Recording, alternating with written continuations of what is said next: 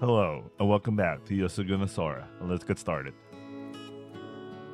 Alright, so we're in... いやいや、俺はお嬢を愛してるぜ。 we're in the route. よっしゃ、アキラ、一緒にカズちゃんを慰めようじゃないか。はーい、カズちゃん、待って。待てよ、カズちゃん。何ですか、来ないでください。アキラは急ぎなさいよ。大丈夫だって。はるかには後でちゃんと俺からフォロー入れとくからさ。あなたのフォローなんて信用できません。私からもフォローするよ。するなら中里先輩といない時にしてよね。 They surely are lively. だから言ったでしょ、いつものことだって。 It would seem so. 疲れた。 I'll say, but today's only just begun. これから毎日こんなに楽しいといいね。それは嫌。I can't say if it was good or bad, but it was sure something.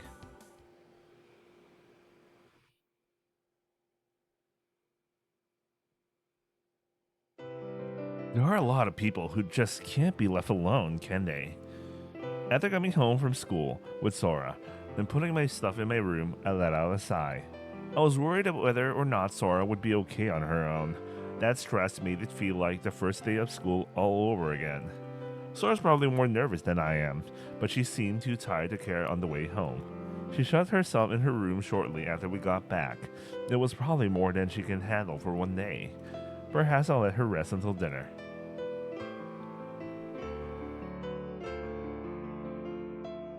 I left the house. What should I do now? No need to go shopping. We still have food from last time. I don't know anywhere where I can kill time. Oh well, I guess I'll stroll around here for a bit. There's still places around here I haven't seen yet, so I might as well. Over here is... where Nao-chan's house is, isn't it? If I kept going, I think I'd reach Amatsume's temple. The other was a shrine, but now it's a temple. It's okay. Maybe I'll go over there too. I could hear a faint soothing sound. An instrument. It sounds like a string instrument. As if drawn by the sound, I headed to the jinja. Once I arrived, I realized I was listening to the song. I wonder who's playing. Okay, I might need this for, I might need this.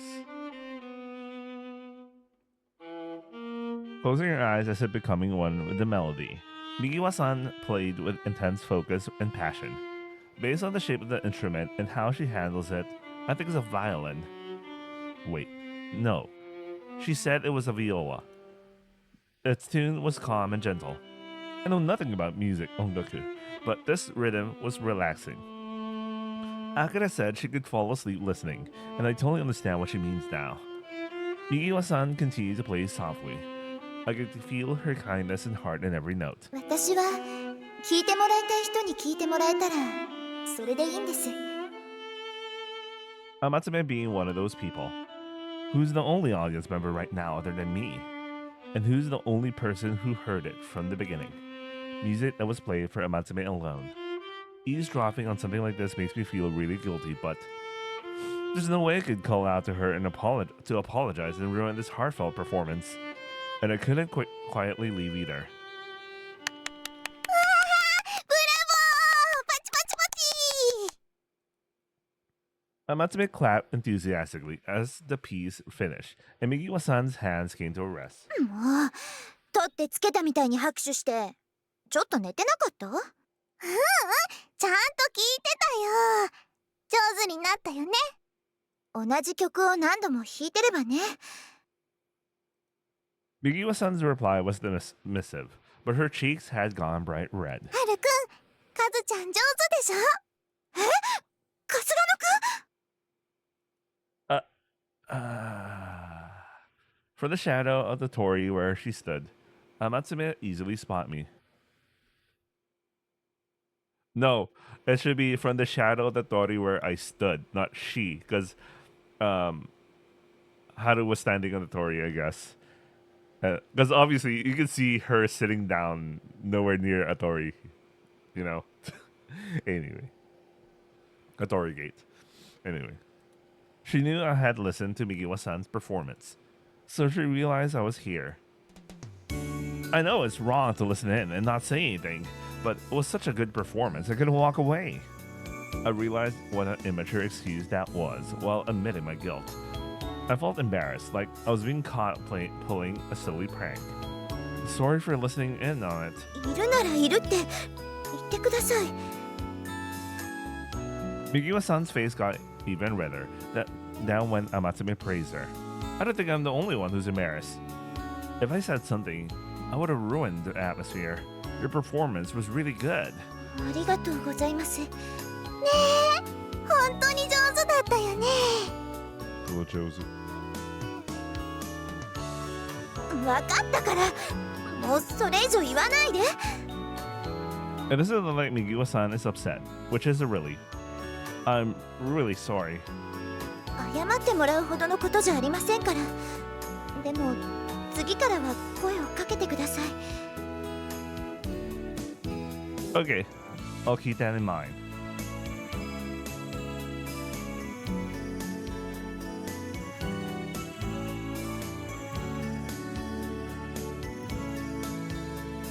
Do you always practice here? レッスンを受けた後、復習のためにたまにするんです。アキラは全然分かってないけど、人に聞かせるのが良い上達法だって先生が言うから。Damn it. Give me a second.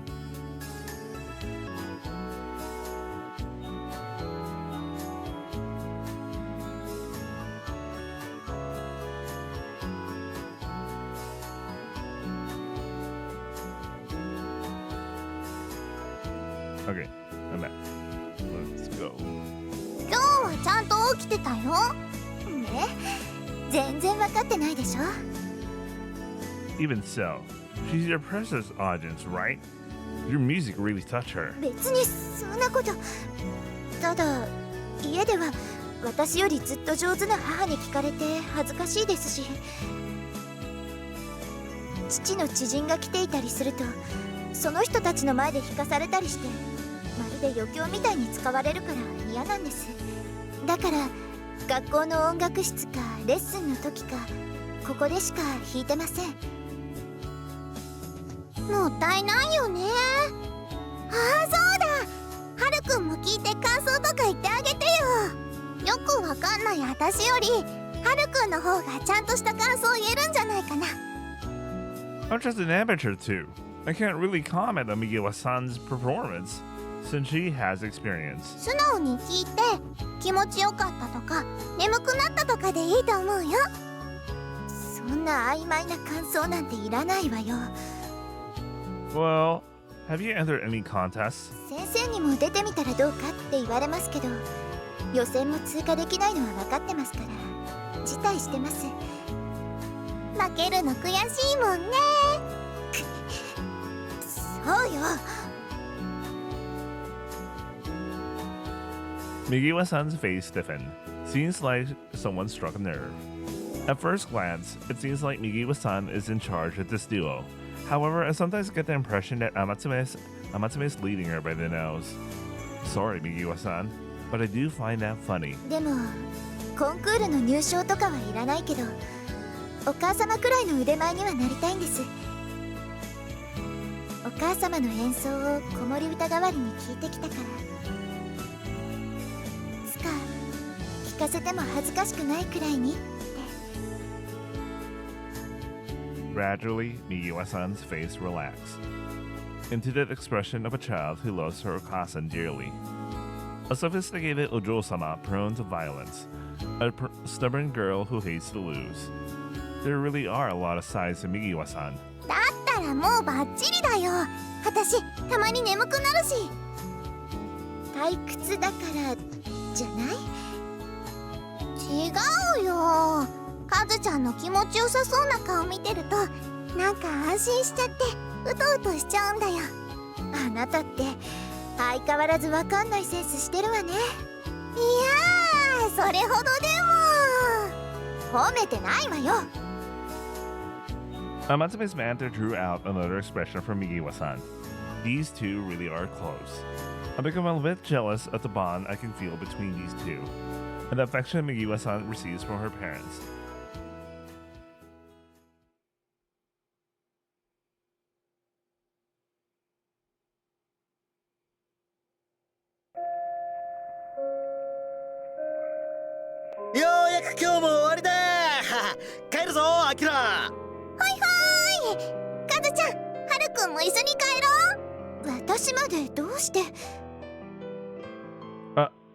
Wait a minute, I'll call Sora over. おう、俺のかっこいいとこしっかりアピールしといてくれよな。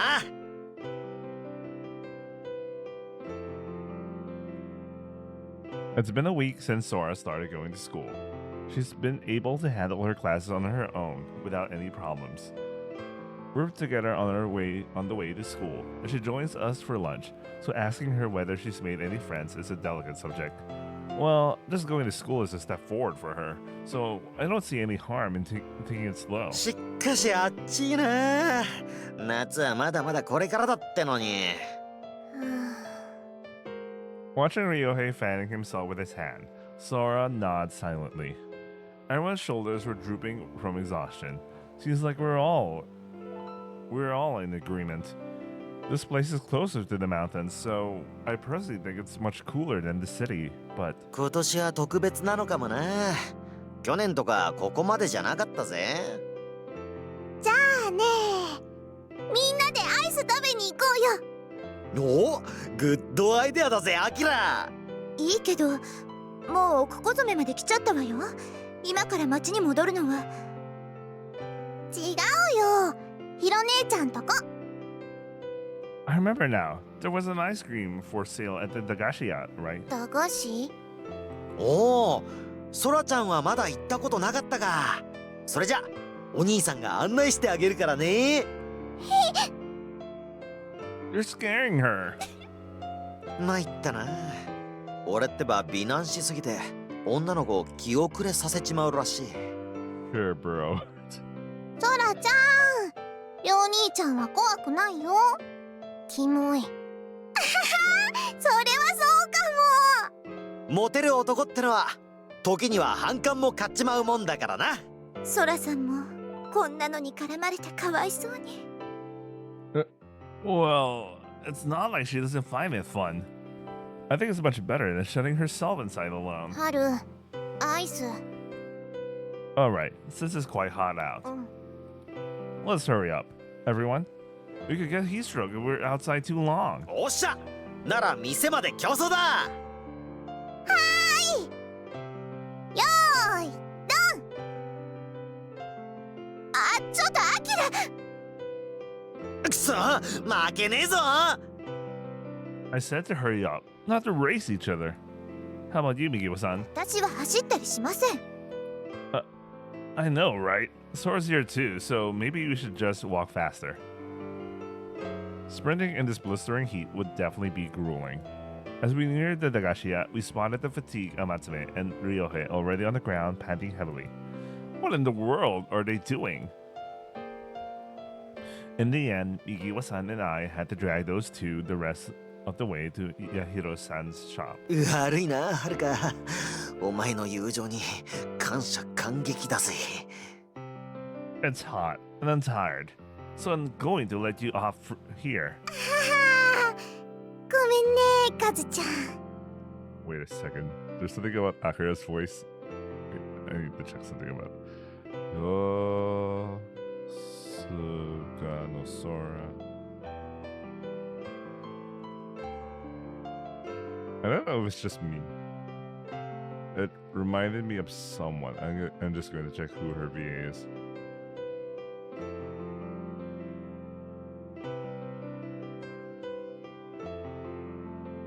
Oh, okay. I'm just imagining things. Okay, let's go. いいのよ、このくらい。でもあまり無理はしないでよ。はーい。いつも返事だけはいいんだから。店の前でギャーギャー騒いでんの。 Just as we arrived, we heard a lethargic moan coming from inside the shop. てめえらかよ。たく大勢で押しかけやがって。ま、ちょうどいいや。アキラ、私は奥で寝てるから店番頼もう。 So much for me. それからてめえら、騒いで私の安眠を妨害したら殺すからな。 And with that friendly farewell, Yahida-san dragged herself into the back room and slammed the wooden door behind her. You could feel an ominous aura leaking out from that huge door. It's probably best we remain quiet. ああ、騒いだらマジで殺されそうだ。まったく、いつもアキラを何だと思ってるのかしら。 Yeah, seriously, what's their problem? ヒロ姉ちゃんは保護者だよ。保護者？誰の？私。おじいちゃんが亡くなって、今はヒロ姉ちゃんのお世話になってるんだよ。ほー、そんなこと分かってるわよ。なのに便利屋みたいにアキラをこき使って。ねえカズちゃん、バニラとチョコとどっちがいい？ちょっと、アキラのことなのにのんきにアイス選ばないでよ。どっちにしようかな。バニラもいいし、チョコも食べたいな。2つはダメよ、お腹壊しちゃうから。大丈夫だよ。この間ヒロ姉ちゃんと1日アイスだけで過ごしたこともあるよ。バカじゃないの？そんな無茶してもう。 Those two are as close as ever. ここいらの風物詩みたいなもんだな。ま、俺らも選ぼうぜ。お、ソラちゃんには僕が選んであげるからね。He really hates you. いやいや、あれは照れてるだけだって。今に見てろよ。俺のことをお兄様って言わせてみせるから。 He doesn't even call me Oni-sama. But how are we supposed to pay? Yahiro-san's not here. お金？あそこにお金入れ箱があるから入れといてね。 Oh, it's one of those places. Amatsume, who just happened to pass by, gestured toward the counter. Something halfway between a box and a can had been placed on top. So you just put the money in there. What's with this half-baked method of payment? What do you do if you need change? How does one keep track of everything that customers have purchased? Yeah, you have to rely on the honesty of the society. Kind of remind me in Cross Channel where they leave on essentially an IOU thing. Anyway. 俺はソーダにすっかな。はるかどうする？ That sounds good to me too. It's been ages since I had a popsicle. Such nostalgia. I grabbed one and dropped some coins in the please pay here box. Luckily, I had exact change. 毎度ありがとうございます。ソラちゃんは何にするんだい？甘いストロベリーかな？バニラ。Sora ignored all the ice cream cups. Ryohei took out and grabbed the plain one instead. 春、お金。Right. But when I looked at the price of the ice cream she picked out, I was floored. It definitely wasn't ordinary vanilla ice cream, but she picked the most expensive brand. Why is there Haagen-Dazs in the candy shop in the Dagashia? Maybe, once in a while, someone splurges for that. 私もバニラにしようかな。Mikiwa-san also picked vanilla, but it was a cheaper brand than Sora's. 私はチョコにしよっと。Everyone had picked their ice cream cups, so we all started to eat. あ In an attempt to get some relief from the sweltering heat, Sora hurriedly dug into her ice cream. キーってきた！キーンってきた！ Ryohei was also devouring his popsicle, occasionally clutching his forehead from brain freeze. I'm going to take my time with mine. Amatsume munched with a smile, while Mikiwa-san was carefully savoring hers, swallowing first before moving on to the next bite. Okay, I'll be right back. My dinner just arrived. Okay, I'm back. カズちゃん、おいしい？まあ。I'm not sure if she's embarrassed, but she sure seems hesitant. お嬢はこういう庶民的なものはあんま食わないからな。お口に合わないのか？そもそも間食をあまりしませんから。けど、そんなにいいものばかり食べてるわけでもありません。Ryohei was only teasing her, but she sounded pretty offended. おいしいね。カズちゃんもチョコ食べる？いいけど。Despite hesitating at first, Mikiwa-san eventually relented to Amatsume's suggestion. あんして。自分で取るわよ。そんな子供じゃないんだし。Mikiwa-san brushed away Amatsume's outstretched spoon and scooped out some chocolate ice cream herself. Isn't that even more childish, though? おいしい？そうね。これはこれでおいしいわ。じゃあ、そっちもちょうだい。まったく、子供みたいに。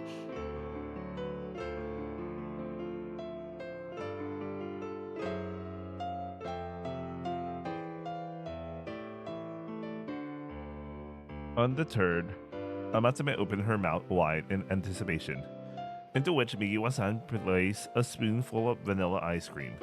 So she's fine with feeding others, but... おいしい！もう、そんな大げさよ。In contrast to her childing tone, Mikiwa-san smiled tenderly. That smile was full of warmth and comfort. She looked like she was enjoying herself, oddly enough. Maybe it's a little much to say she resembled Okasan, but Mikiwa-san seemed like she enjoyed looking after Amatsume. もうちょっとちょうだい。しょうがないわね。はい。おいしい。冷たい。Amatsume mumbled with Mikiwa-san's spoon in her mouth. Mikiwa-san softly smiled again, this time with clear satisfaction. もっと欲しいな。ダメよ。そんなに食べたら私のがなくなっちゃうでしょ。だったら私の分けてあげるから。ダメ。アキラは食べ過ぎよ。けど少しだけなら。Give me a sec. Let's see. Okay, there you go. カズちゃん大好き。何言ってるのよ。You two are really close, huh? Even though you always protest, I feel like you just end up giving in to her. 私は別に。何ですか？春日野くんまでからかわないでください。なあなあ、俺も構ってくれよ。俺にも食べさせてくれよ。嫌です。絶対に嫌。アキラはよくて俺はダメなんて差別だ。アキラと中里先輩じゃ全然違うでしょ。カズちゃん、りょう兄ちゃんやハルくんたちにもあんしてあげてよ。嫌よ、そんな恥ずかしいこと。 Even though you did it for Akira?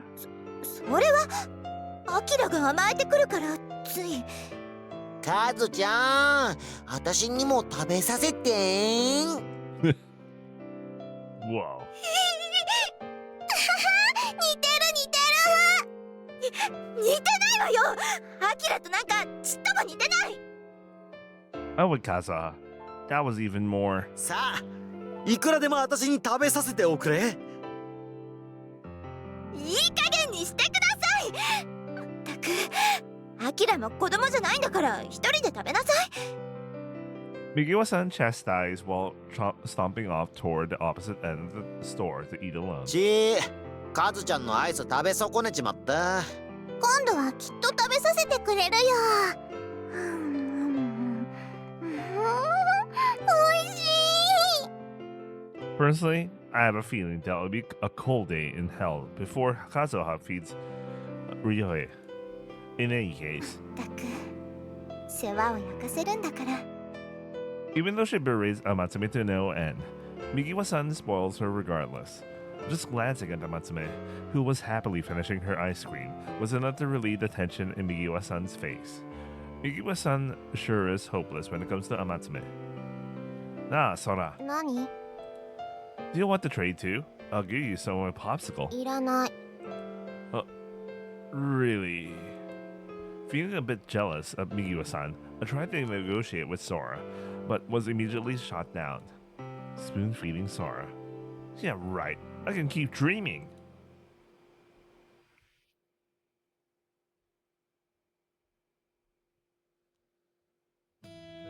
Although we were all done eating, no one felt like walking in the scorching heat, so we continued chatting at the shop.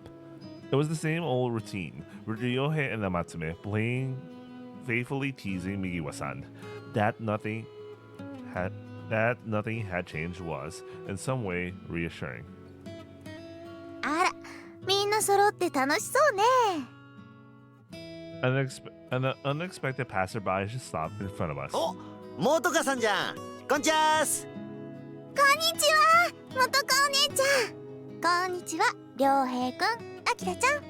それと、はるかくんだったよね。Hi. Hello, Nogisaka-san. 乃木坂さんだなんて、そんなかしこまらなくていいわよ。元かって名前で呼んでね。Sure. Migiwa-san's family Meido is as sociable as always. お嬢様もご機嫌麗しゅう存じます。ありがとう、乃木坂さん。乃木坂さんはお仕事の帰りですか？はい、少々お使いに出されまして。そうそう、お嬢様、今日は旦那様がお戻りになられてますよ。久しぶりに家族揃って食事が取れると、お嬢様のお帰りをお待ちのようでした。そうですか。ありがとうございます。そんじゃ今日はごちそうってわけ？そうね。なんか分厚いお肉を用意してたけど。おお、ステーキ！和牛？松阪牛か？ Man, it's been a while since I had one of those. すっごい霜降りで超美味しそうだったわよ。なんか私もお肉食べたくなってきちゃう。 Now I'm not tempted to go out soon for that.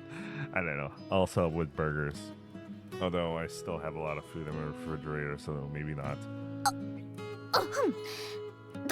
とにかく私はまだお仕事あるから行くわね。 She coughed and returned to her stiff attitude, all the while making expectant glances toward Migiwa-san. 私は先に帰るわ。それじゃね。バイバイ。また明日の弁当で分けてもらえること期待してるぜ。 See ya, Migiwa-san, Motoka-san. 乃木坂さん、行きましょう。よろしければ乃木坂さんも食べていってください。いいいんですか？私めごときがご相伴して。 Motoka-san started talking a little funny. 一人増えても大して変わりませんから。 Huh? では失礼します。 It might have been a flicker of my imagination, but I could have sworn I saw. Wait, did I read that right? Anyway, It might have been my imagination, but I could have sworn I saw a flicker of reluctance on Migiwa-san's face. It disappeared in an instant, and then she gave a polite bow before turning to leave. I don't know what happened afterwards, but she didn't seem too happy. しゃー、あれが食べられるなんて。よかったね、元カお姉ちゃん。いいなあ。俺もおジョン家に奉公に出て。まあまあ、これも大人の特権よ。じゃ、またね。 Motoka-san took off, chasing Migiwa-san with a triumphant spring in her step. Not being able to eat as a family for a long time. Oh man, Migiwa-san's Otosan must be really busy. ああ、まあな。代議士だし、政治家っていや夜が本番じゃねえか。ほら、料亭で密談とかよくあるだろ。料亭は知らないけど、パーティーはたくさんあるって言ってたよ。 Yeah, but despite that, Migiwa-san didn't seem too happy. I mean, they're having a big family dinner tonight. Daikazaku dinner. あの年頃の娘はさ、意味もなく親父を嫌っちまうのよ。切ないことよの。アキラだけでもそんなことにはならないでくれよ。そうする。 Someone as cheerful as Amatsume could never hate their father. And Migiwa-san's a sensible person. Would she really hate her Otosan without a reason? Both our parents were rarely at home too, so when we were together as a family, Kazuku, we were really happy. But despite his absences, Sora didn't resent our Otosan at all. I'm jealous that Migiwa-san is able to enjoy such a loving Kazuku get-together. However, Migiwa-san wasn't actually happy. I wonder if she has some kind of complicated Kazuku circumstances that keep her from being happy.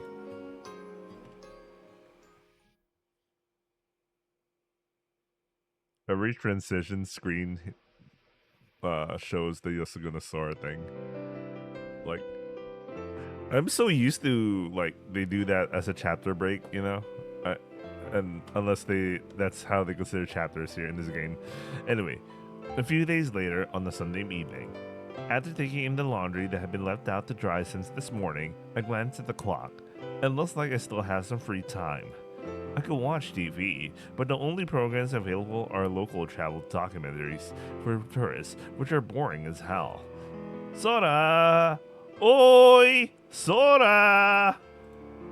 I wasn't sure if Sora had gone out or was just ignoring me, but there was no reply. Sitting around idly like this felt like a waste of time, so I decided to go for a walk. Osampo. I didn't have a destination in mind, but I made my way toward the Jinja anyway. Perhaps Migiwa-san was there playing the viola. However, I arrived. However, the only person there was Akira. I caught her in the middle of sweeping the temple grounds with a bamboo broom. あ、ハルくんだ。いらっしゃい。今日はどうしたの？ A walk, I guess. I was just going to drop by, but it looks like I'm interrupting your cleaning. Half the ground seemed to be swept clean, but the remaining half have collected a faint layer of dust. Despite that, Amatsume put down the broom and trotted over to me. Sorry for the bad timing. いいんだよ。やることなくてしてただけだから。ハルくんが来てくれて嬉しいよ。あ、麦茶取ってくるからちょっと待ってて。 You don't have to do that. I tried to stop her, but she had already left. Alone again, I aimlessly scanned the temple grounds. I got nothing to do. I guess I could sweep in the meantime. I picked up the bamboo broom from the floor. Suppose I'll help Akira with the cleaning as a thank you for the tea. I don't really know one is supposed to okay. This needs some fixing. I don't really know how one is supposed to clean, so I'll just sweep the dust from the stone pavement off to the side. I didn't notice it before due to the lack of the fallen leaves or debris, but now that I'm cleaning this place is quite dirty. It's mostly just dust, but the pavement and gravel were stained by a surprisingly amount of mud and grime. It's not conspicuous on its own, but it's a serious obstacle to whoever's cleaning. If I sweep lightly, the stones end up scattering, and if I am careful and sweep them repeatedly, it's still hard to gather them up. I had hardly barely covered any ground, but my arms already started aching. It's hard to believe that Amatsume is able to clean these huge grounds. Not only that, but since there's normally no one around except Amatsume, she does it by herself. She's impressive, to say the least. お姉ちゃん、掃除してるの？ One-chan. Spoilers. Anyway, no, we're already at the point where I guess we're going to find out the relationship. An unexpected voice interrupted my thoughts. I turned around to see Migiwa-san with her hand covering her mouth. Migiwa-san? She just called someone One-chan. はるくんお掃除してくれたんだ。そのままでよかったのに。Nah, I could have, but I mean, I didn't have anything to do anyway. 私と同じだね。ありがとうはるくん。はい、お茶どうぞ。Thanks. Amatsume poured amber-colored mugicha into one of the cups she brought, and then prepared another cup, which she offered to Migiwa-san. カズちゃんにもあげるね。いいわ、今日は帰るから。そう？せっかく来たのに。また来るわ。それじゃ。See ya, Migiwa-san. Huh? Did she just glare at me? カズちゃん、バイバイ。 Migiwa-san hurried down the steps without waving goodbye to us. Is it just me, or was Migiwa-san acting weird? そうかな。まあそういう時もあるよ。ほらほら、麦茶飲んで飲んで、ぬるくなっちゃうから。Okay, thanks. Wow, this tea is so refreshing when it's served cold. でしょ。カズちゃんも飲んでけばよかったのにね。はい、おかわりどうぞ。Thanks. But no matter how many cups I drank, I still couldn't quell this uneasy feeling. So much chapter breaks. I don't know, man. Perhaps, maybe I'm just overthinking the One-chan incident. Migiwa-san doesn't have any siblings I know of. What was going on? The following day. ソラちゃん、おっはー。はるかもおっはー。おはよう、はるちゃん。 Ohayo gozaimasu, Ohe. Nao-chan. Say hello to them as well, Sora. おはよ I like how she tried to do the oha wait, but then she I just went ohayo. おお、ソラちゃんから挨拶されちまったぜ。今日は飛んだラッキーデーか。あんたはうるさいのよ。ソラちゃんもおはよう。Sora and I moved out here less than a month ago, but hanging out like this and going to school has already become an everyday occurrence. I'm sure it's no small part thanks to such welcoming people like Ryohei or old friends like Nao-chan. Besides, もうみんな揃ってるの？カズちゃん、早く早く。ちょっとアキラ、待ちなさい。みんなおはよう。もうそんなに急ぐことないわよ。 without someone as friendly as Amatsume, I wonder if I would have been able to get so close to everyone, including Migiwa-san. おうおう、今日はどっちが寝坊したんだ。ひろ姉ちゃんが帰ってくるの待ってたら寝るの遅くなっちゃって。本当にどっちが世話をしてるんだか。 Ohayo, Amatsume. Migiwa-san. おはよう、はるくん。昨日はありがとね。 It's nothing. I only help with the cleaning. Besides, you made me tea in お return. 茶ならいくらでもごちそうするよ。いつでも遊びに来てね。おはようございます、春日野くん。アキラ、早く行くわよ。遅刻しちゃうわ。カズちゃん？アキラ、早くして。ごめんね。また学校でね。ずいぶん慌ただしいな。あんたまたおかしなちょっかいでもかけたんじゃないの？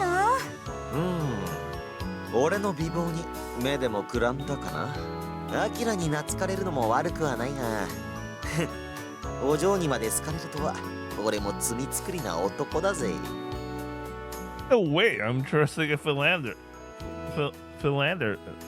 like you with Sora. いや冗談ですってば、お兄様。 So Jordan. And don't call me Oni-sama. But sure, and the reason why Migio-san went ahead without us is as if she's avoiding me like yesterday.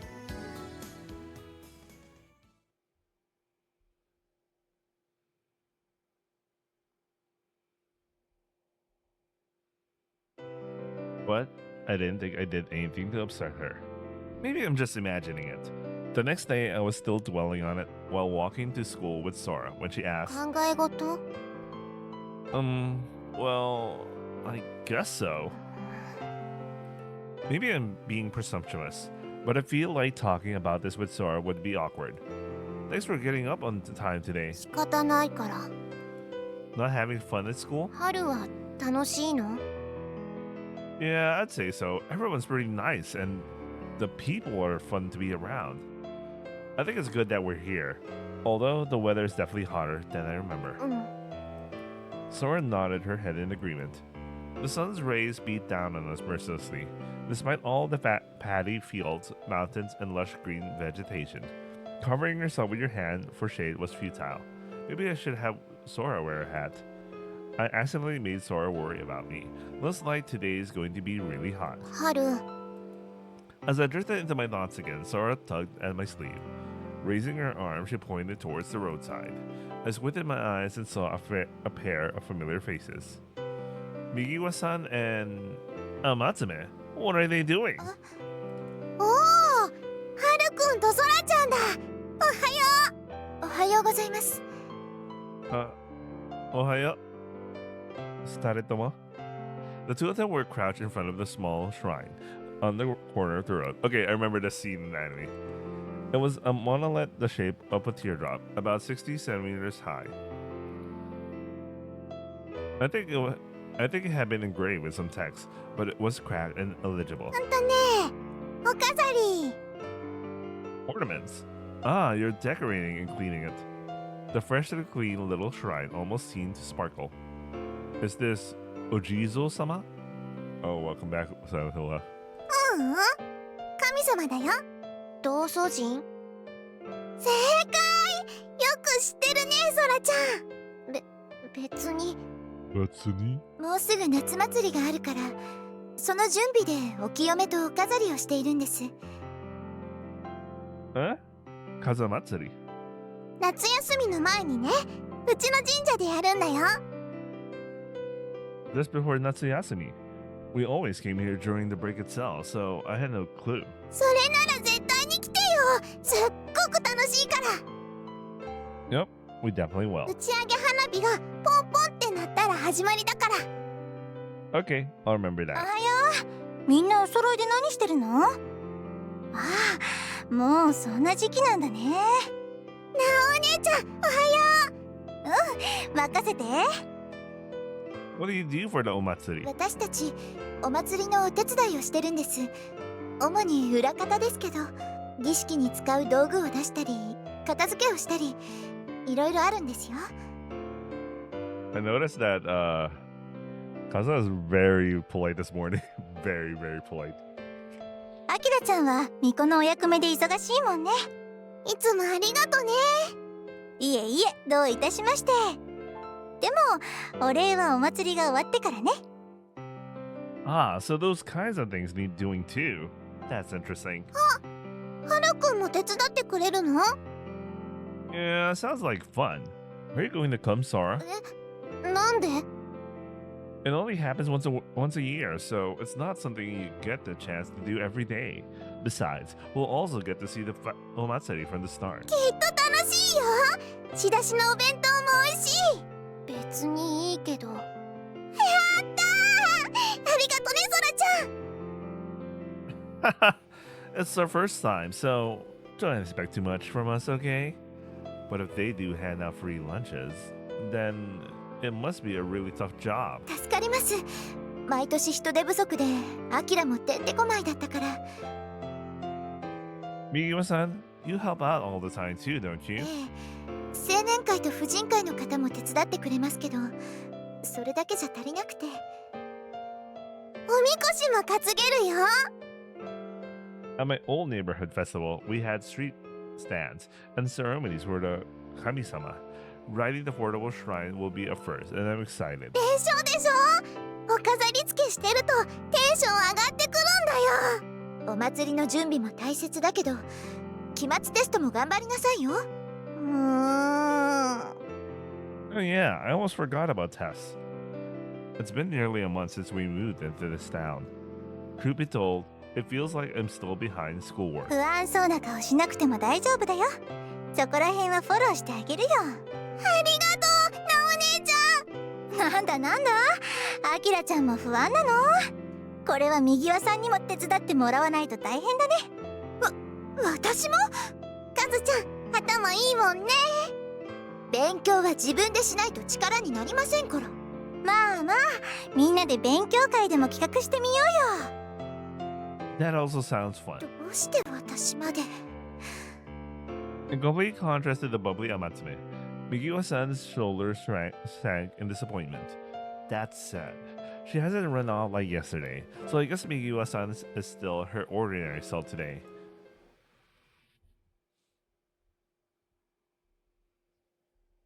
This VN really does a lot of ね like... えねえ、はるくん。今日この後時間あるかな？ Amatsume? Sure, I have time later today. Amatsume called out to me after school while I was packing up. はるくんに手伝ってほしいことがあるんだ。 You need help? What is it? アキラ、悪いわよそんなの。 You're helping too? ええ、今朝道祖神に飾り付けをしていたでしょ。あのお飾りを作るんです。お祭りを最初から見たいって言ってたから、どうかなって。 I see. Yeah, okay. I'll help. 無理しなくていいんですよ。 No, but it's okay. I want to learn more about this town anyway. そうですか。じゃあ着替えたらうちの神社に集合ね。 Rod, yokai. After returning home to change into a fresh set of clothes, I headed toward the jinja. When I arrived, Migiwa-san and Amatsume had already begun their preparations. Besides the two girls, there was also a group of I don't know what seniors is, like senior citizen. Seniors gathered in front of the shrine office. はるくん、いらっしゃい。 Hello, am I late? 大丈夫だよ。さあ、こっちこっち。 Amatsume led me around and introduced me to the people in the shrine office. The Senior Citizens Association members help with the less strenuous tasks since they can't do physical labor. What we're doing today is braiding yarn to make some kind of rope. It's sort of like making a Japanese-style Christmas wreath. Everyone else had done this before, so they were definitely weaving one thread after another. As they showed me the ropes, I got the hang of it, but I still couldn't match their skill. まあまあ、初めてじゃあね。 I'm sorry for you having to teach me. 気にすることはないよ。カズハちゃんも初めての頃はね。私のことはいいんです。春日野くんもちゃんとやり方を見てください。As instructed, I watched Migiwa-san's hands intently. Despite her precise and careful hands, stray threads still protruded, making it look a bit shoddy compared to the old ladies. 見てっていうのは私のじゃなくて。え？なんでもありません。お疲れ様。お茶持ってきたよ。どう？はかどってる？ Thanks, Amatsume. It's coming along. I can't say it's easy, this work. I accepted a cup of mugicha and gave a strange laugh. ああ、慣れないと大変だよね。はい、カズちゃんもお茶だよ。皆さんにもお茶ありますから、好きに飲んでくださいね。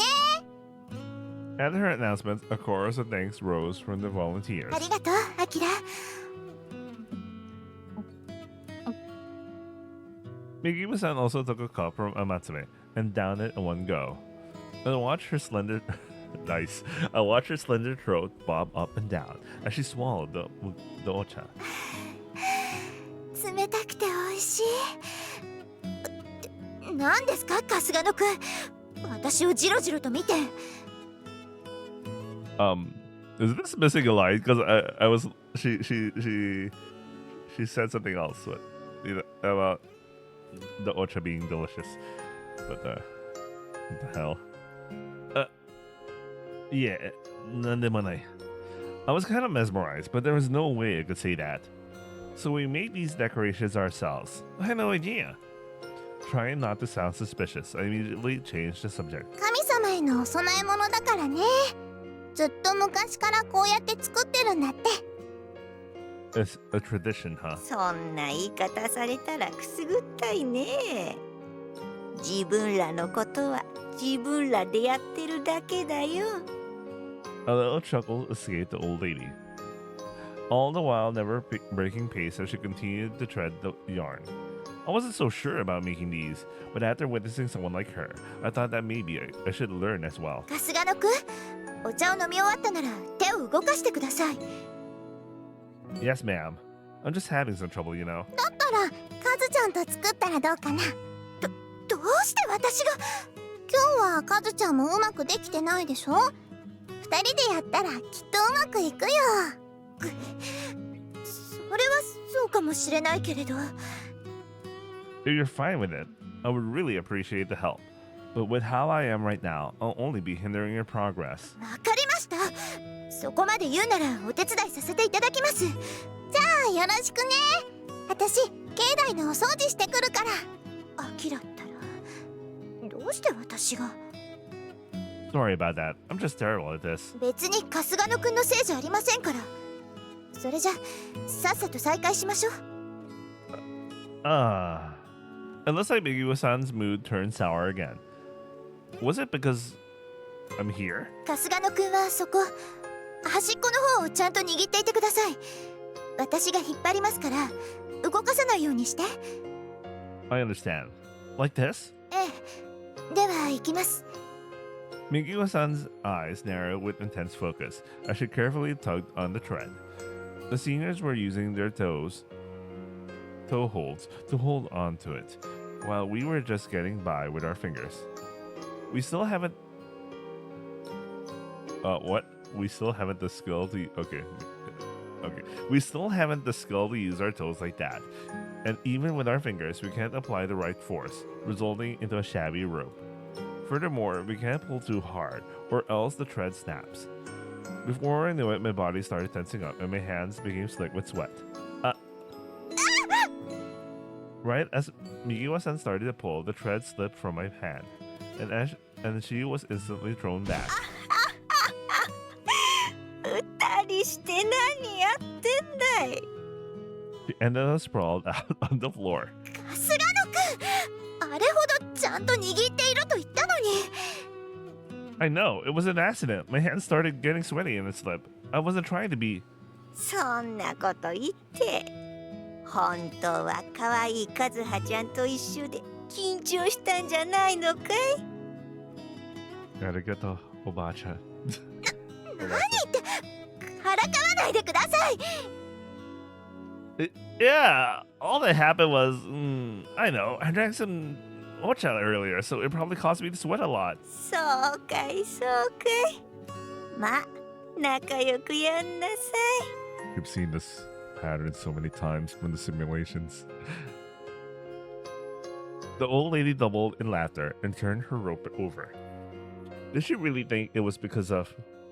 Should we keep going? ええ、今度は離さないでくださいね。 After reaffirming my grip, Mikiwa-san began tugging at the thread again.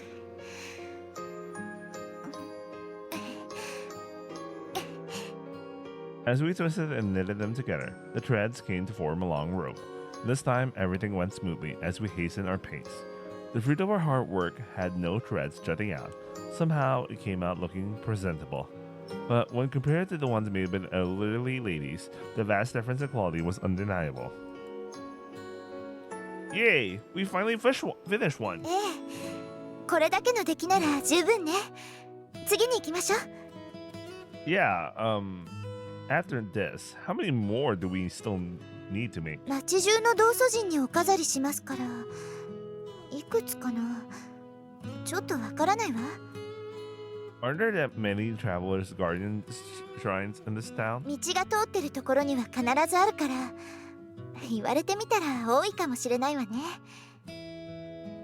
While preparing the next thread, she tilted her head as if trying to remember. As she pondered, that warm and gentle smile rose to her face again. Her demeanor now was a far cry from that foul mood she was in when we started working together. It was a tender smile that emphasized her unrivaled beauty, a smile that got my heart racing. I was unconsciously overwhelmed by her beauty, mesmerized by that warm smile, lost in those deep eyes. Huh? And the moment I lost focus, Migiwa-san tumbled onto her back again. またまた何やってんだい。菅野くん。That was... Come in. This time, it was definitely my fault. アキラじゃないんだから、次は気をつけてよ。 Yeah, I'll be more careful. Migiwa-san just spoke to me in an informal tone. 何？何ですか？ Yeah. Okay, let's start on the next one. But she went back to normal immediately, huh?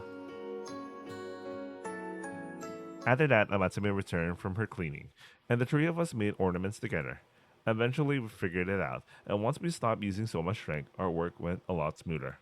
The next few hours whistled by, and before we knew it, the sun had already set, and darkness fell upon the area. Hmm? It's someone's ketai running. It's not mine, though. I heard that ketai was pretty rare in this town.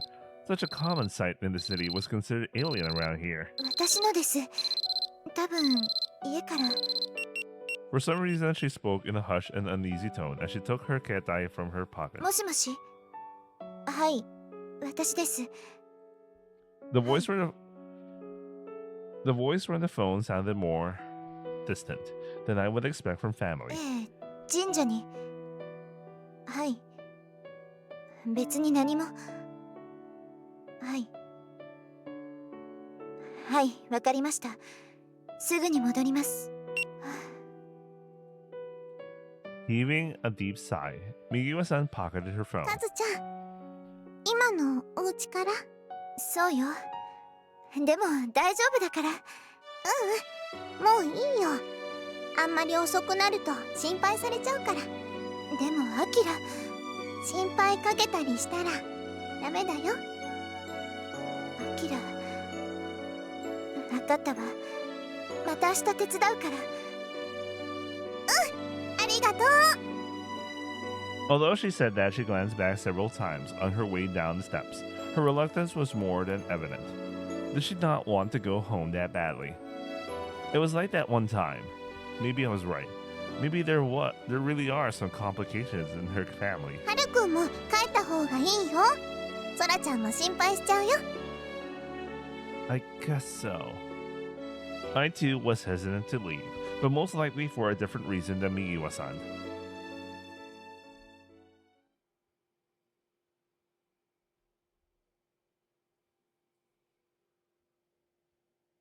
今日も遅くなる？ Maybe. I'll try to get home before it gets dark at least. For the past few days, I've been helping out Amatsume at the jinja and coming home late, so it's not surprising Sora asked me that on the way to school. 神社？ Do you want to come with? It's quite fun, making ornaments and like. 行かない。 If you're actually curious, you should at least consider it. なってない。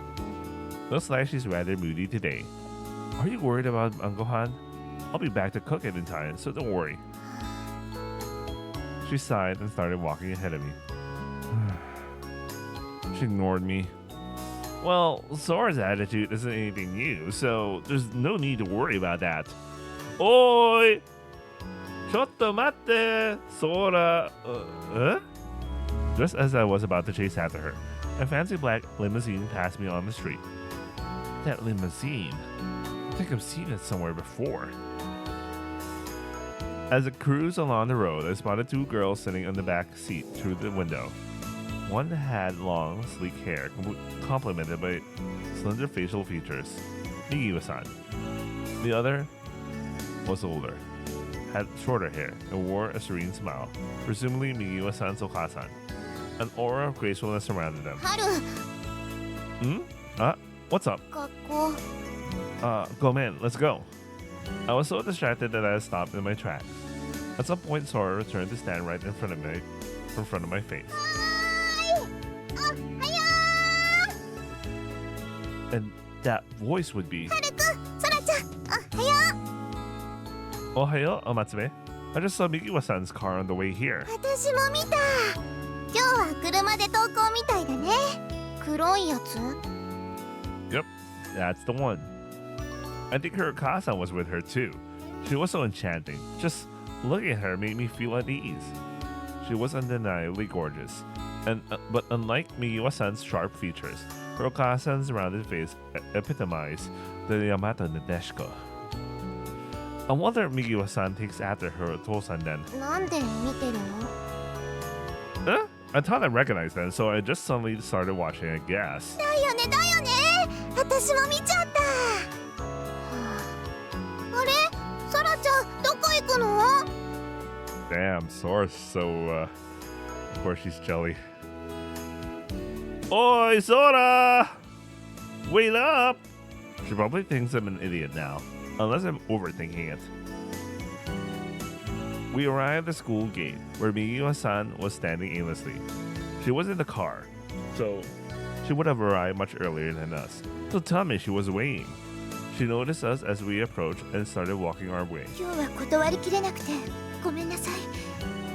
She greeted us with a soft apology. She didn't say it, but I guess that explains why she couldn't walk to school with us this morning. そんなの気にしなくていいのに。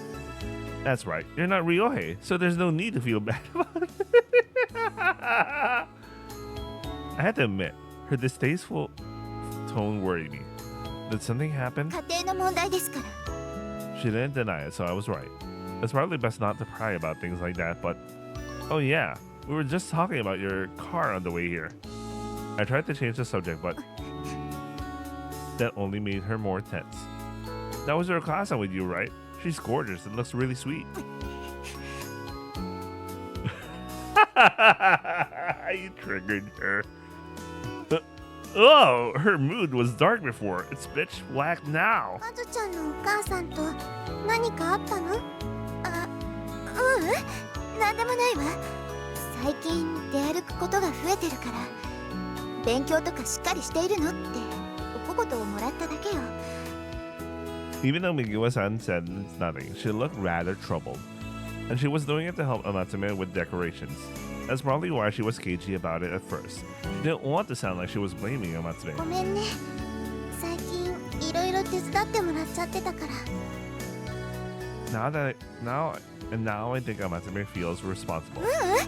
それは私が勝手にしてるだけよ。アキラのせいじゃないから。それより教室に行きましょう。遅刻しちゃうわ。 Okay, then it's a race. 何を言ってるんですか？バカ。ああ、残念だったね。 Eh? I just wanted to line up the move, but was immediately shot down.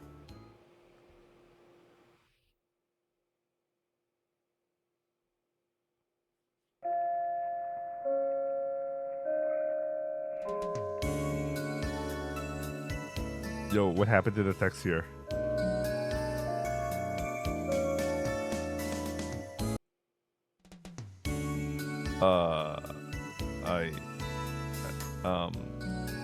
Yeah. I went at the chime signal the end of school. Exhausted and with my eyelids unbearably heavy, I collapsed onto the desk with a thump. It felt like today dragged on forever. I took everything I had just to frantically keep up with the lesson. 菅野くん、大丈夫ですか？ Nincho, just a bit tired. I'm alright. ならいいですけど、悩みとか困ったことがあるんじゃないかと思って。私の勘違いならいいんだけど。 Thanks for worrying about me, Gincho, but it's really just exhaustion. そうですか。でもそんなに疲れてるなんて何かしてるんですか？ It's more like I couldn't do anything. どういう。はるくん、今日はどうする？あれ、委員長とお話し中だった。だったラブラブトークで萌えって感じだったぜ。何言ってるんですか？私はそんなこと。 He's just running his mouth, so don't pay attention to him. Amatsume, do you need help today? 今日はカズちゃん多分来られないと思うから、はるくんはどうするのかなって。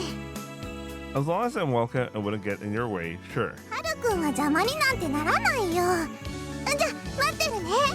お前も毎日よくやるよな。弁当も出ないってのに。 So you help out at the Omatsuri just for the free food. そうよ。 Not sure that's something to boast about. お祭りのお手伝い？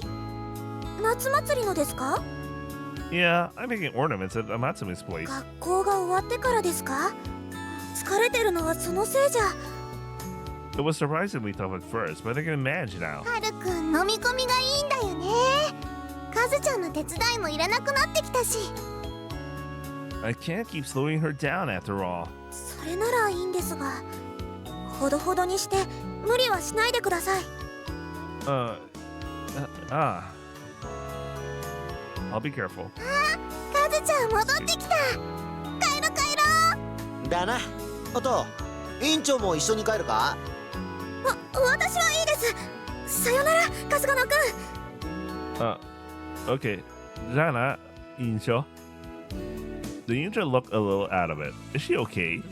たく罪作りな男だなおめえはよ。 Why is our MC so dense? Huh? Who is? これだから都会もんは。待てよ。こういうのがウケるってことは。 There goes Ryohei, immersed in his wild thoughts again. ごめんね、待たせちゃって。さあ行きましょう。大丈夫。長いトイレだったけどへ。That silver slate again. I think I once heard it was called aluminum. なんてこと言うのよ。カズちゃん本当におトイレだったんだ。アキラまで？春日野くん。I didn't say anything. Anyone in this class would vouch for that. That Ryoi doesn't know when to keep his mouth shut.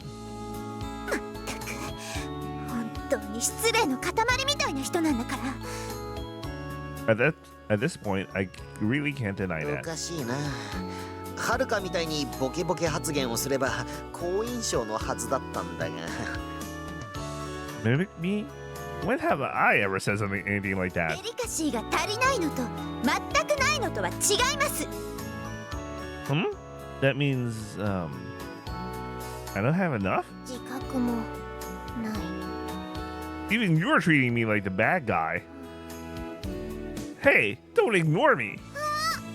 カズちゃんとこの車来てるよ。I swung my head towards the school gate. A black limousine had pulled up in front of the school, just as Samatsume said, and next to it stood a well-groomed man in a suit. He was tall and had a sharp look about him. お嬢様、奥様からお迎えに上がるようにと。一人で帰れます。かしこまりました。And with that short exchange, the man climbed back into the car and drove off.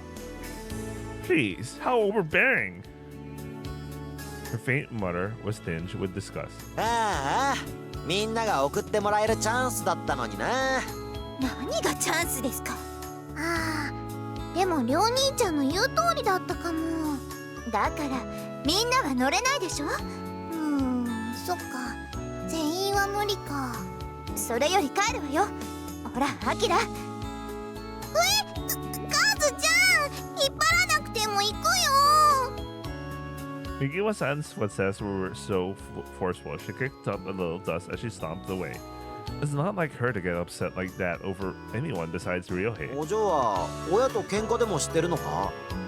She rolled with her Okasa this morning though. お小言がどうとかお前言ってたよな。意外と根に持ってんのかね。 Is that really it? I don't believe she would lose her temper over a little nagging like that. Even more so, if she knew she was in the wrong, I wouldn't think she would be so distressed about having chastised for spending a lot of time with friends. And yet, something triggered her stubborn attitude. Complicated family circumstances. I can't help but think of that again. It's just a guess, but Migiwa-san's behavior over the past few days has made me more certain. Something has to have happened.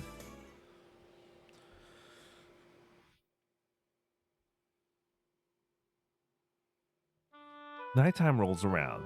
Even in the middle of my homework, I can't stop worrying about Migiwa-san. If it's a family matter, then she wouldn't talk about it with a stranger like me. But then, what do? I can't get it out of my mind. It doesn't feel right to just leave it alone. I'm getting nowhere with this homework. I should go cool my head.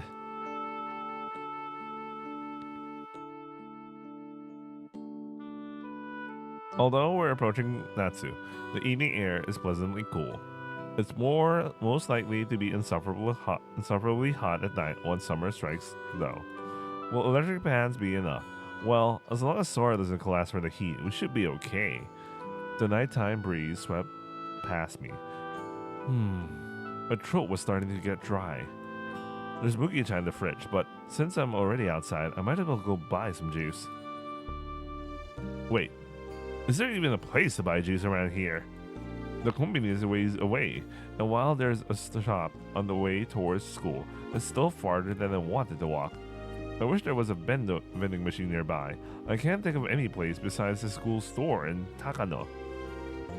Wait, he still hasn't bought a bike yet, right? Well, yeah, that's why he's walking. He really should have bought a bike. Over there might be one. Even if there's not a vending machine, there is a shop. What? Is someone standing next to the vending machine? It's dark, so I can't be sure, but... Migiwa-san? What's she doing? Hiding in the shadow of a vending machine and peering into the shop. It doesn't look like she's planning to buy anything. It's pretty late, so why is she here? I think she's trying to hide, so if I call out, but... I can't buy any juice if I just stand here and watch. Alright then. Is that you, Migiwa-san? You can calm down, it's me.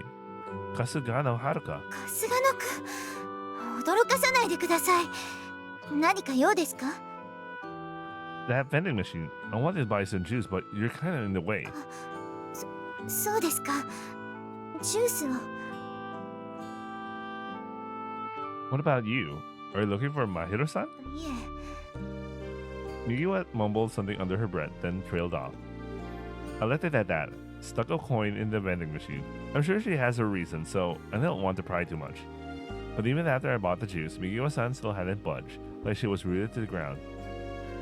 If you don't want to call her, do you want me to do it? 大丈夫だから。Daijoubu. I selfishly spoke up out of curiosity. I can't leave without trying to help after seeing her like this. Even though she rejected my offer, I knocked on the door. Yaira-san! Yaira-san! Is she not here? I continued knocking, but there was still no response from within. The chance of her being asleep is, well, Yahiro-san's nocturnal, so non-existent. Maybe she's out. そうですか。ありがとう。もういいですから。 Should I walk you home? It's dark. It might be dangerous. An awkward silence shrouded her as she stood there, frozen in thought. It feels like all I'm doing is meddling in her affairs. I'm worried about her, but maybe I shouldn't interfere. Be careful, okay? There aren't any street lamps here, so... Oyasumi? Then... Wait. Never mind. Is it okay to leave her like that? Maybe I should maybe I really should walk her home. It looked like she was brooding over something. It gave me an uneasy feeling. If she makes it home safe and sound, that's great. But what if she doesn't? Yeah, I should really go back to her. ああ、はるくんか。こんばんは。どうしたの？お散歩？ Oh, it's the first time we see her in casual clothes. Konbanwa? I was just getting some juice from the gashiya. そっか。残念。Zanen, what do you mean? ああ。ねえ、ひろ姉ちゃんのところにカズちゃんいなかった？ Yep. そっか。ありがとう。Matsume! What was that? Was she looking for Migiwa-san? What on earth is going on? Matsume skipped away toward the Dagashiya. Why is Matsume looking for Migiwa-san at this hour? I don't think I should go home just yet. カズちゃん。あ、お姉ちゃん。もう帰っちゃってたの？うん。今日はひろ姉ちゃん合コンに行ってるから、ご飯を作ってあげるのはお休みだったんだ。そうだったんだ。カズちゃんのお母さん、心配してたよ。うちに来てるって電話があったの。今日は来てないって言ったんだけど、もしかしたら私がひろ姉ちゃんのところにいるってカズちゃん思うかもって来てみたんだ。ごめんなさい。さあ、送っていくから一緒に行こう。いや、カズちゃん、ほら、心配してくれる人を悲しませちゃダメだよ。いや、帰りたくない。じゃあ、あたしん家に来る？ダメ。余計迷惑がかかっちゃう。あたしのことでまたカズちゃんに嫌な思いさせちゃったね。私の方こそ何もできなくて悔しい。そんなことないよ。カズちゃんが友達になってくれて、それからずっと一緒にいてくれただけで十分だよ。お姉ちゃん、いいんだよ。それだけで。 And with that, Amatsume wrapped herself around the disheartened Migiwa-san and silenced her with a tight embrace. It was as if they had become one in each other's arms. 姉ちゃん。 Then Migiwa-san gingerly buried her face in Amatsume's chest, while Amatsume gently stroked Migiwa-san's back to calm her. Their hugs were a common enough sight for me. However, this time I noticed a strange feeling stirring my heart. Oh, okay. At one point I was wondering if this is like some random ass narration, but no, because he was, he was still referring to them with honorific, so it's Sora eavesdropping the whole conversation. それと、はるくんもありがとね。カズちゃんを見つけてくれて。春日野くん。 Man, she's just so aware where he is, man. She can always tell someone's there. The instant she heard my name, Migiwa-san spun her head away from me. Go, man. I know I shouldn't have watched, but... So Matsumi knew I followed her, and still hugged Migiwa-san. Thanks to that, I think I have a deeper understanding of their relationship now. I was worried after all, so when I was thinking about going back, I met Matsume and... 今の聞いてたんだ。はい。アキラ、あなた知ってて、この間ちゃんと説明してあげたらよかったんだよ。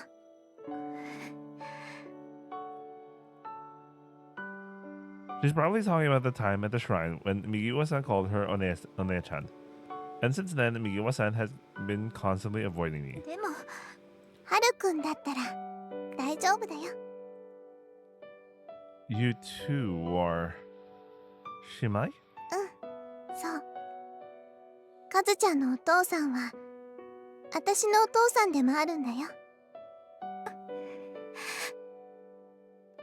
Okay, interesting. So this is how they revealed their relationship.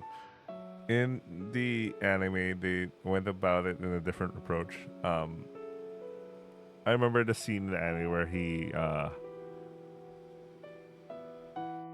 someone dropped a cell phone or something like that, and he went to the girl's locker and then he overheard them speak, and then he realized something was going on. Anyway, interesting. At Amatsume's reply, Migiwa-san dropped her gaze in embarrassment. Overcome with shame, she was unable to meet our eyes. But 聞いてくれますか、私たちのこと。 she gradually lifted her head and turned to stare straight at me. Okay. I responded with a sharp nod. 私は幼い頃は大切に育てられていました。箱入りって言い方がぴったりなくらいだったから、あまり友達と遊ぶ機会も作れなくて、父が代議士でお屋敷に住んでもいたから敬遠されてもいたんでしょうけど、右輪の名前は有名でしたから。だからいじめられていたわけじゃありませんが、友達はやっぱり少なかったです。ある時、いつも私から目を離さないお父様とお母様がいないことに気づいた私は、一人でお出かけをしました。どこへ行くにも父の秘書が運転する車でが当たり前だった私には、自分の足でお屋敷の外に出るのは初めての体験でした。窓ガラス越しにしか見られなかったものが手の届きそうなところにあって、実際に手で触れることができて、ドキドキとワクワクが止まらなくなった私はどんどん遠くまで歩きました。赤い鳥居が見えてきて、いつもは車で通り過ぎるだけの長い階段の前に来ると、私は興奮を抑えきれず、お嬢様なんて言われていても、私はそうやって体を動かすことが好きで、それに鳥居から伸びていく参道は子供の私には新しい世界への通り道のように思えて、そしてその先で階段を上り終えて境内に入った私をアキラが迎えてくれたんです。いらっしゃいって小さな巫女装束の女の子が掃除をする手を止めて笑ったんです。 I just noticed that the sign says Hachiman's Shrine. Anyway. それがアキラとの出会いでした。右分けの人間だと名乗るとどんな反応をされるかよく知っていましたから、私は最初カズハとしか名乗りませんでした。アキラはそのことを気にする風もなく一緒に遊んでくれました。それからも私はちょくちょくお屋敷を抜け出しては神社に行き、アキラと遊びました。アキラはいつも一人で、私と同じで友達がいないのかなって親しみを感じたりもして、それともう気づいてるかもしれないけど、その頃の私は少しおてんばなところもあって、でもおてんばといっても人前じゃおとなしくしてたし、アキラとか子供だけでいる時しか。とにかくアキラはそんな私でも受け入れてくれて、ずっと笑っていてくれたんです。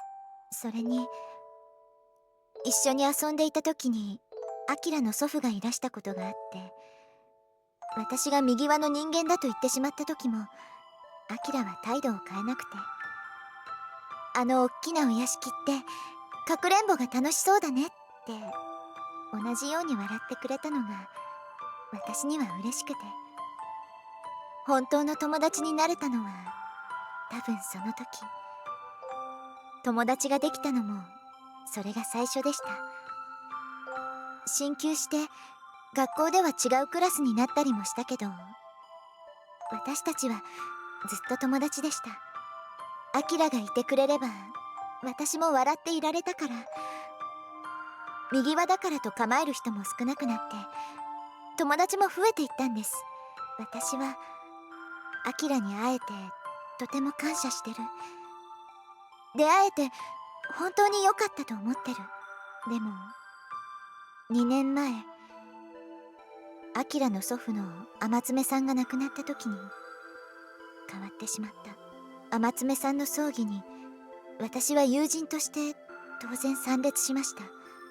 そこでのアキラは一人でポツンと座っていて、泣きもしないで思い詰めた顔で黙っていて、私は声をかけられなかっ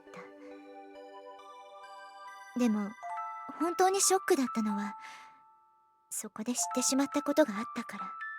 アキラには両親がいないと。天爪さんには息子夫婦がいましたが、アキラはそこの娘ではなかったんです。キラは天爪さんが身寄りのないところを引き取っただけで、血のつながりがないと。それで息子夫婦はアキラの面倒を見ることを拒否して、そもそも息子夫婦は天爪さんがアキラを引き取る時にも反対していて、天爪さんがそこを強引に押し切ったから今でもよく思っていないそうで。 Okay, this explains a lot more of the stuff I was wondering about そういうことをいっぺんに知ってしまって、 the anime. 私は大好きなアキラにお悔やみを一言言うのが精一杯で、慰めることもできませんでした。一人ぼっちなアキラがかわいそうで、何とかしてあげたかったのに。葬儀が終わってしばらくして、私はお父様とお母様が口論しているところを目撃しました。穏やかなお母様が見たこともない剣幕でお父様に食ってかかっていて、驚きと恐ろしさで私は立ちすくみました。そこでまた信じられない言葉を聞きました。お父様がアキラを引き取ると言ってるんです。私は嬉しくなりました。子供が一人で暮らすのは大変だし、うちなら大きいし、私も力になれるし、アキラも喜ぶだろうって、いつも気難しい顔しかしないお父様が、その時はとても頼もしく見えました。けれどお母様は、あんな女の子供をここにあげるぐらいだったらカズハを連れて出ていくって。信じられなかった。喜んだところを突き放されて、カッとなった私はどうしてと叫びながら二人の間に飛び込んでいました。二人は驚いて口をつぐんだけれど、すぐに私を諭そうとしました。それでも私はどうしてと詰め寄って、不意にお母様に頬をぶたれました。初めて受けたお母様の暴力に私は呆然として、お母様もすぐにハッとなって抱きしめながら謝ってくれました。けれど私は小さな声でどうしてと繰り返し続けて、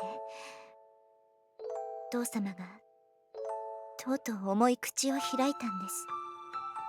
今まで話さなかったがいずれわかることだからと前置きしながら、キラが私と姉妹だと、お父様の浮気相手が私が生まれたのと同じ日に産んだ子供だと。 Almost like twins. The Kino parallel thing that they're doing, you know. It's they're almost like twins, so there's some parallel shit going on. Anyway. その人はアキラを産んですぐに行方知らずになったために、神主の天爪氏が養女として引き取ったけど、死が亡くなったからにはうちがアキラを引き取る責任があると。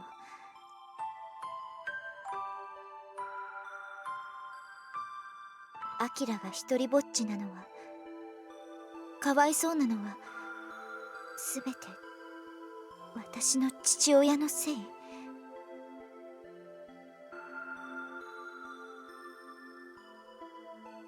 私とアキラが姉妹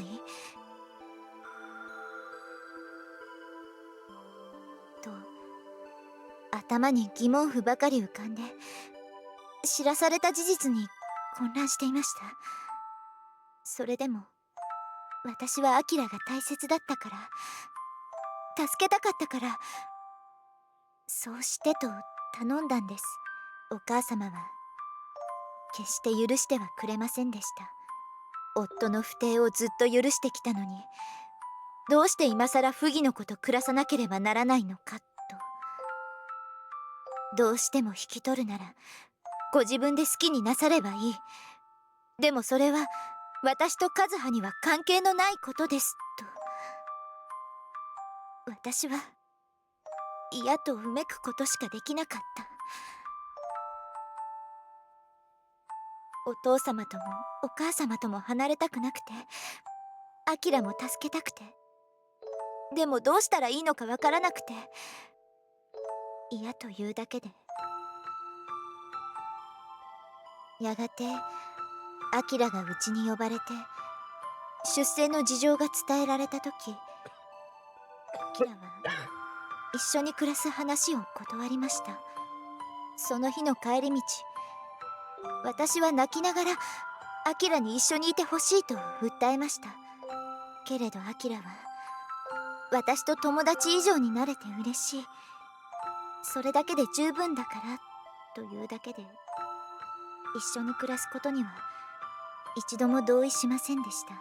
それから右輪の家はアキラの保護者になってくれる天爪さんの友人の宮司さん、そして伊福部さんにいつでも金銭的な援助をすると約束しましたが、せめてお父様がアキラを子供と認めてくれればとも思いましたけど、それもなくて、私は次第に両親と話さなくなり、代わりにアキラと過ごす時間が増えました。両親にとっては、特にお母様は複雑だったでしょうが、そうせずにいられなかったから。Amatsume listened attentively to Migiwa-san's recount while wearing her usual smile. 私にとってアキラはかけがえのない存在なんです。なのに母からアキラとの付き合い方を考えろと言われて、すごく腹が立って。 Wait, I'll be right back. Wow, my throat's so itchy for some reason.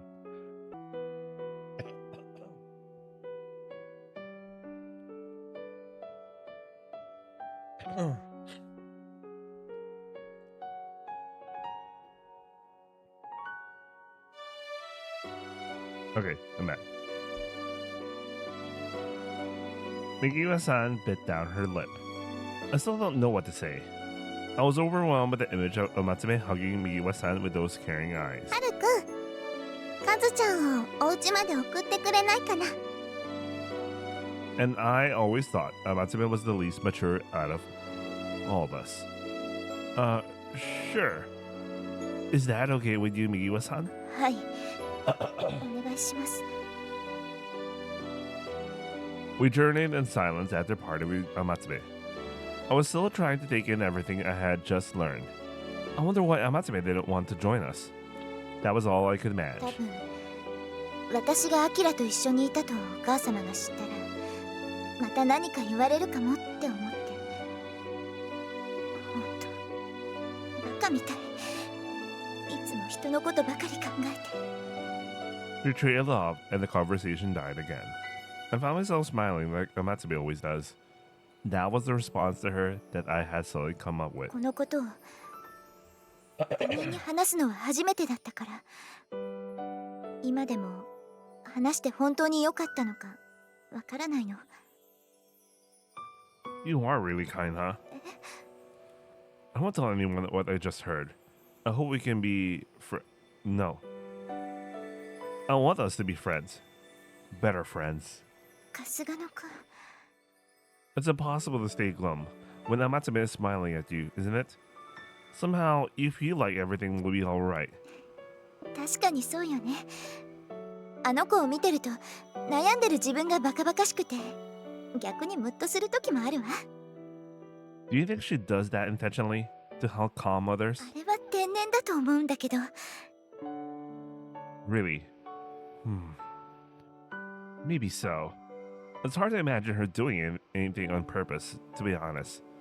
Regardless what she does, how she behaves still amazes me. 春日野くん、ごめんなさい。 Huh? What for? 私、無意識に警戒していたのかもしれない。キラが取られちゃうんじゃないかって。 You truly love Akira, don't you?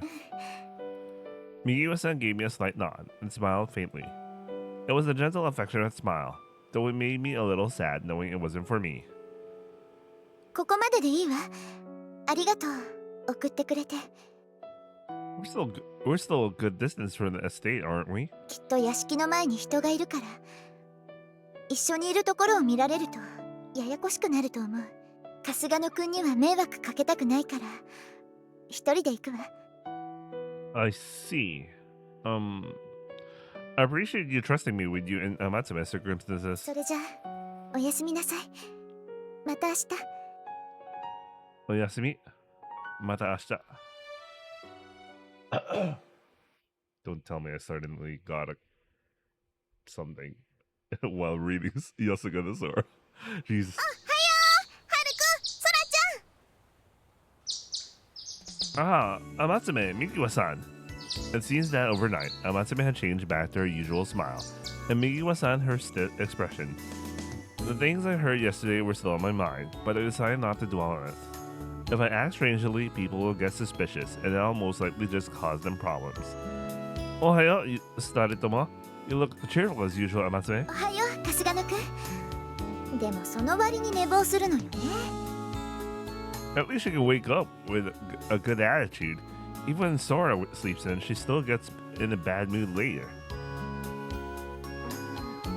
Crash stalking Sora right in front of her. はあ、本当に眠そう。よーし、ソーラちゃん。 Amatsume slipped behind Sora, and then, without warning, started pushing her forward like a bulldozer. え？ As if unsure how to react to something so unexpected, she let Amatsume push her ahead like she was a ragdoll. Migiwa-san and I burst out laughing at the sight of Sora's perplexed face.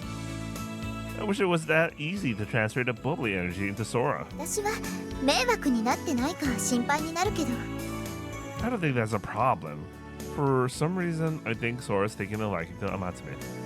Although, I can't imagine anyone disliking Amatsume. Amatsume continued pushing Sora for a bit, and then hugged her from behind. If she didn't like it, Sora would have definitely shaken her off by now. 昨日はごめんなさい。 I didn't finish walking you through the state. Were you okay? ええ、母も言い過ぎたって謝ってくれて、それで終わりにしたわ。 I see. I'm glad. まだ全部がめでたしってわけじゃないけどね。 If I can help in any way, please don't hesitate to あ ask. りがとう。はあ、カズちゃんたち、なにいい雰囲気になってるの？別にいい雰囲気なんかじゃないわ。 But Sunny? ごめん、お邪魔しちゃったみたいだね。違うって言ってるでしょ。私たち先に行ってるから遅刻しないように来てね。もう待ちなさい。 Still shoving Sora forward, Amatsume fled while Migiwa-san gave chase trying to wave her down. Just another day of watching Migiwa-san get up in arms over Amatsume's antics. After last night's events, it's quite relieving to see that our relationship is still the same as before. 春日野くんも早く。遅刻するわよ。 Migiwa-san wheeled around to call to me. Okay. But I think one thing did change. It seems like the animosity Migiwa-san harbored towards me is gone. It felt like we were becoming closer. And I bet that Matsume started teasing me because she noticed it too.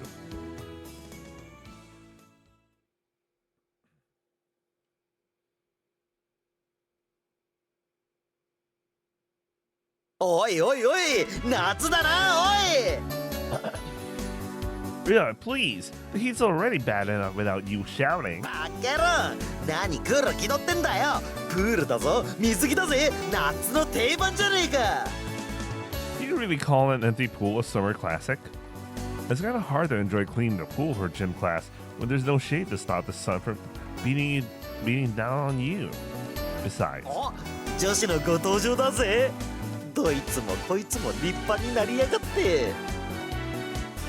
Special as Sora, you know. Man, straight up said that in front of her, man. Anyway, they're wearing their PE shirt over their school music. Seriously, they're not going to look any different from usual. You don't have to get so excited over it. 何？お前、ソラちゃんの見たことあるのか？ It's not like I was trying to look. I just caught a glimpse while she was changing and stuff. なんだとこのラッキーハプニングマン。俺もソラちゃんと同棲したいぞかな。 Nothing to feel envious about since we're siblings, 兄弟。じゃあ俺と変わろうぜ。中里さん、いつまでも喋ってないで掃除を始めてください。まあまあ委員長、この暑さのもとそう急いだらバテちまうぜ。いっそその上の体操服も脱いだら涼しくなるぜ。掃除するだけなのに脱ぐ必要ありません。はるかが喜ぶって言っても？え？俺？カスガの分まで何言ってるんですか？ I didn't say anything. Ryohei? 目は口ほどに物を言うってな。さっきから委員長の胸のあたりとか太もものあたりとか。She let out a tiny shriek and frantically tried to cover her chest and legs with her arms. Her attempts to cover herself with her arms, her hands, were in vain, and Ryo's accusations stirred an unusual desire within me. 見ないでください。ごめん。そうだぞはるか。委員長だけじゃなくて他の子も見ないと不公平だ。不公平でも何でもありません。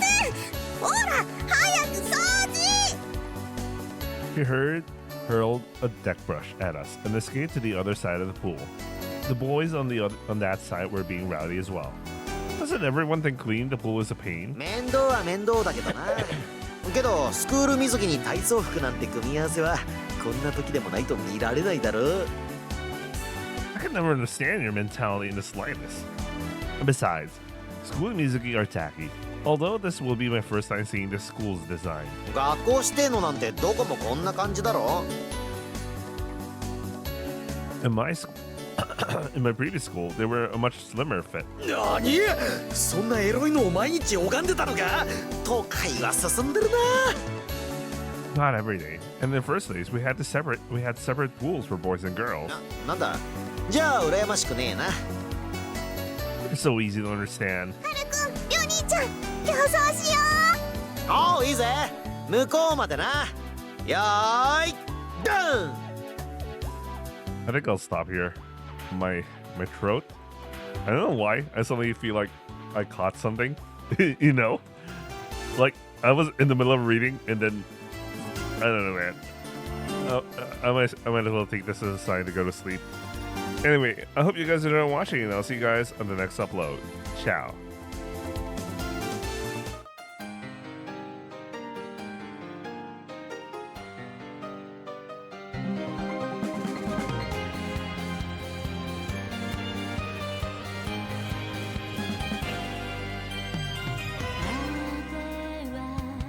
Yosuga